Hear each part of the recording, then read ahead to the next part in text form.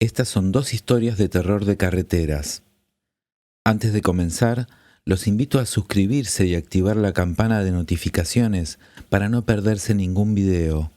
Y además, los invito a enviarme sus historias paranormales para que las relate en el canal. Pueden hacerlo a plan6relatos@gmail.com o bien escribirlas en la caja de comentarios. Comenzamos.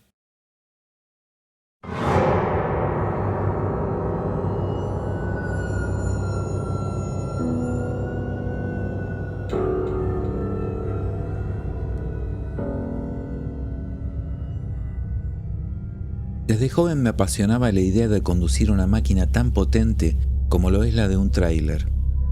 Por eso, en cuanto tuve la edad suficiente, mi papá, quien también era trailero y de quien heredé el gusto, fue quien me enseñó a manejarlos.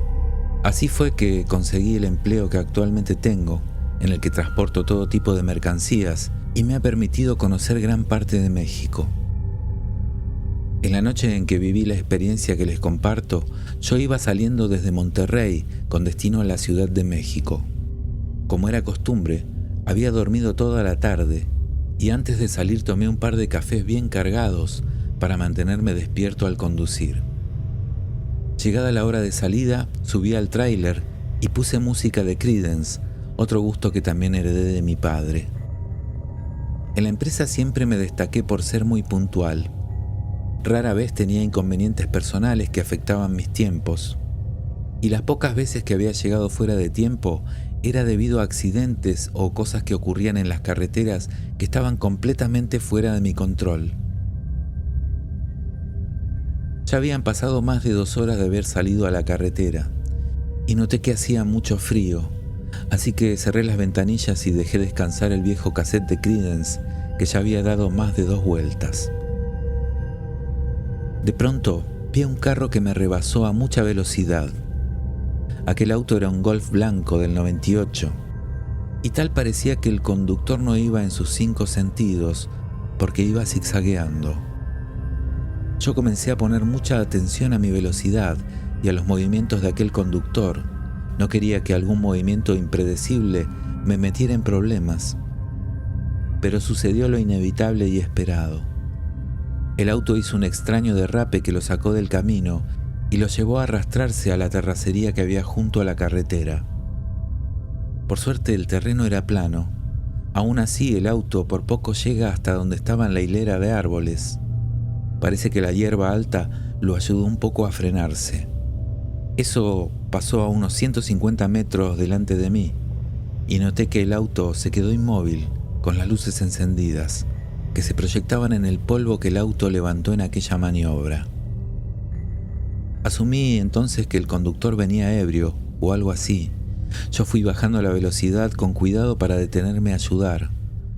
Así que logré frenar el tráiler cerca del lugar del incidente y me bajé rápidamente.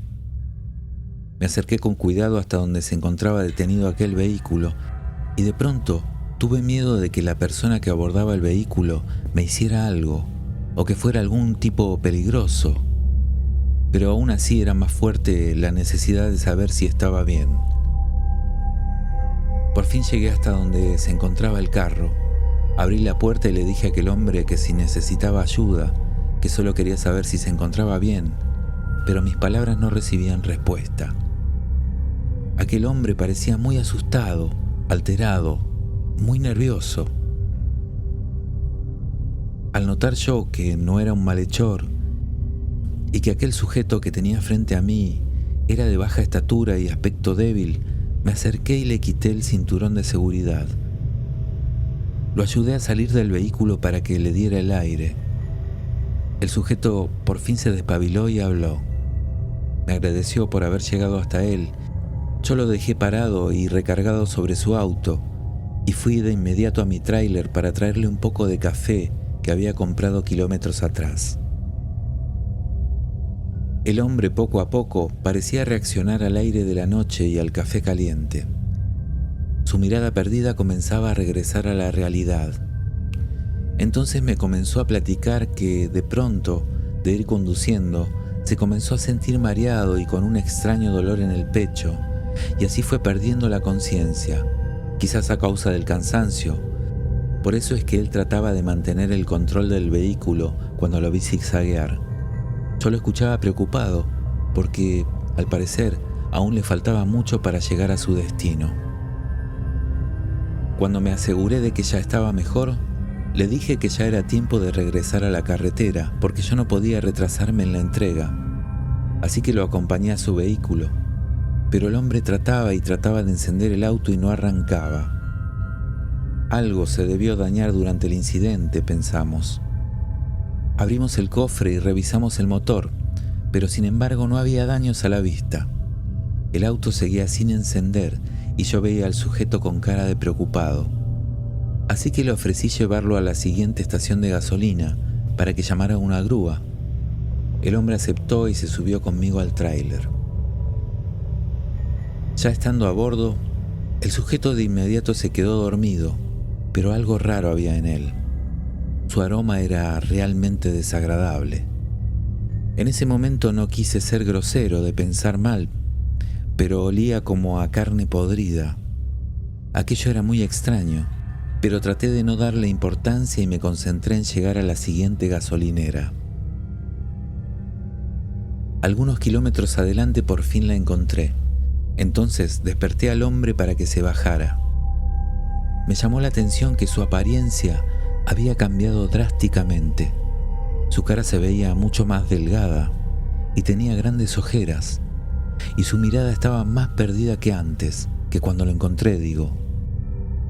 Aún así, con dificultad para hablar, me agradeció y se bajó. Lo vi caminar lento alejándose por el playón.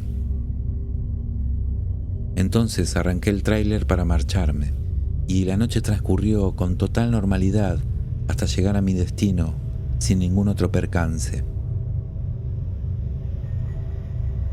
Pasados algunos días, ya platicando con mis amigos choferes, los cuales son muy morbosos y les gusta platicar de los accidentes de las carreteras que les toca ver, me contaron algo que me hizo bajar la presión de golpe. Dijeron que la noche que yo salí en aquel viaje, ocurrieron un par de accidentes. Ellos relataron cómo uno de nuestros compañeros volcó su tráiler en la Rumorosa. También cómo una familia entera falleció al caer de un barranco. Pero hubo un caso más. Uno de ellos describió a un conductor a bordo de un Golf del 98 que había fallecido de un infarto mientras conducía y que había sido encontrado a un costado de la carretera dentro de su auto. El sujeto murió mientras conducía y cuando los paramédicos lo encontraron, él estaba sentado con su mirada perdida y ya sin vida sobre su asiento. Yo no encontraba explicación para aquello, porque yo había visto al mismo sujeto e incluso lo había ayudado. Me temblaban las manos de recordar el incidente, y fue en ese momento en que entendí por qué el hombre olía a carne podrida cuando lo subí a la cabina de mi tráiler. De pronto me alejé del grupo con una excusa cualquiera y no quise escuchar más. Y salí a tomar aire, porque me invadió el miedo de saber que aquella noche estuve tan de cerca con un fantasma. Luego de ese incidente, como si hubiese abierto una puerta hacia otras percepciones, me ha tocado ver sombras al lado de la carretera, o personas que de pronto se desaparecen, pero al parecer tengo que aceptar que son gajes de mi oficio.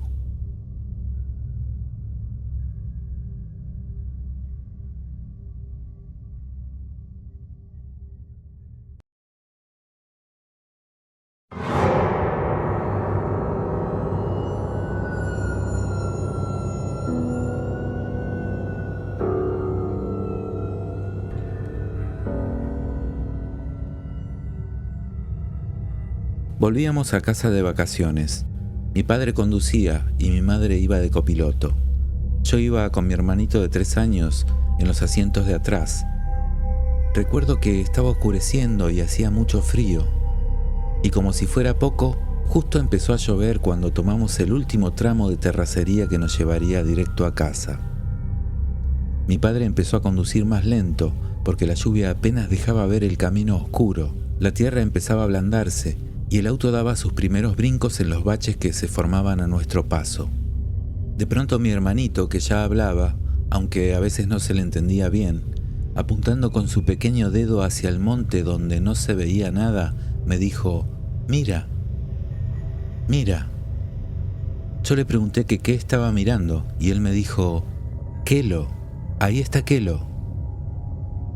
Así le decía a nuestro abuelo.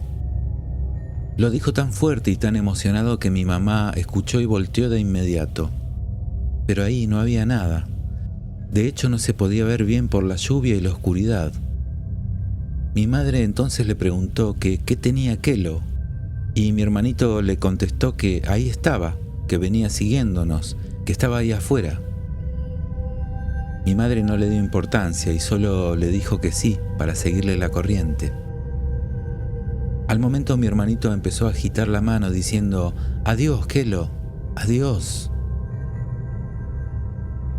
Luego se sentó derecho con la mirada al frente y dejó de hablar. Cuando por fin llegamos a nuestra casa, ahí estaba mi tía, la hermana de mi mamá, esperándonos junto con su esposo, para darnos esa terrible noticia que hasta la fecha me duele.